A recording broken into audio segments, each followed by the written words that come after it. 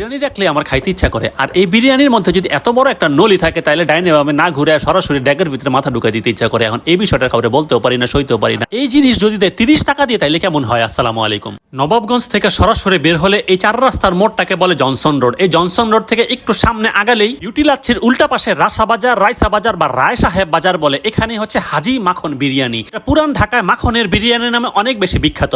70 বছরের পুরানো এই হাজি মাখনের বিরিয়ানি খাওয়ার জন্য আজকে এসেছি আমি। এসে ড্যাগ তুলে ফেলেছি। এই ড্যাগ তুলে আমি আমার খাওয়া দাওয়া শুরু করতে চাচ্ছি।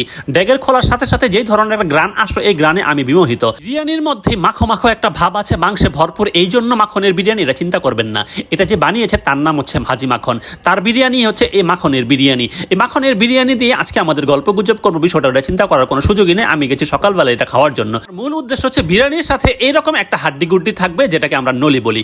নলির সাথে বিরিয়ানি, বিষয়টা আসলে অস্থির। বিরিয়ানি পছন্দ করেন এরকম লোক আপনি খুবই কম পাবেন। আর যদি আপনি এরকম মাংস ভরপুর হাড্ডি গুড্ডি সহ একটা বড় ধরনের বিরিয়ানি আপনার সামনে দিয়ে দেয়, তখন কিন্তু আপনার 16 কলা পূর্ণ হবে। আর আমরা যখন গেছি তখন হচ্ছে সকাল 9টা বাজে আমি হাজি মাখনের বিরিয়ানি খাওয়ার জন্য পুরান ঢাকায় চলে গেছি। যে বিরিয়ানিটা দেখতে পাচ্ছেন, এই বিরিয়ানিতে অনেকগুলি মাংস দিয়েছে। এখন এটা আপনাদেরও দেয় কিনা আমি জানি না। আমি শুনেছি আমাদের যা দিয়েছে আসলে পাবলিককে সেটাই দেয়। তবে আমরা এটা লেবু চিপে যে মজা করে জিনিসটা খাচ্ছি, এটা কিন্তু অনেক বেশি মজা, অনেক বেশি অস্থির, অনেক বেশি গ্রেভি। এত কিছু বলার সুযোগ নাই। ঘটনা যাই হোক, বিরিয়ানির মধ্যে যদি এইরকম একটা নলি থাকে আর নলির ভিতরে জিনিসপত্র বের করার জন্য এরকম ঝাঁকি দিতে দিতে সহ্য না করতে পারলে একটা চুমুক দিবেন। চুমুক দিয়ে না হলে 2 হাত দিয়ে থাবড়াতে বের করবেন। বেটা বের হয়। কিন্তু বিরিয়ানির এই নলিরে আশ্রাইতে আমার হাতের অবস্থা লাল। এই লাল নিয়ে আমি আসলে খাওয়ার জন্য ব্যস্ত।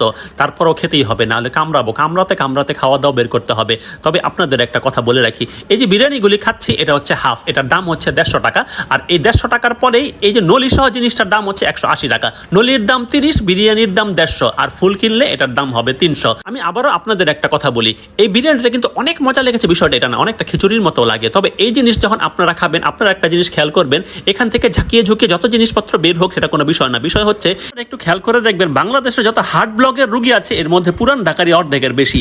এর মানে হচ্ছে তারা সকাল বিকাল এই জিনিস খায়, এই জন্য না, অনেক কারণেও হতে পারে। তবে এই ধরনের মজ্জাগুলি দিয়ে সকালের নাস্তা করানোর জন্য আমাকে দিলে আমি আসলে পেট পুরেই খাবো। এটা আমার কোনো কিছু করার নাই, কিছু বলারও নাই। এখন আপনাদের একটা কথা বলি, এত মজা করে যে জিনিসটা খাচ্ছি, মাখনের বিরিয়ানি কিন্তু সকাল 9টা থেকে শুরু হয়। তবে মাখন বিরিয়ানির সামনের এই দোকানটা খোলে দুপুর 1টায়, পিছনেরটা তো আগেই বলেছি সকাল 9টায়, আর 3টার মধ্যেই কিন্তু সবকিছু শেষ।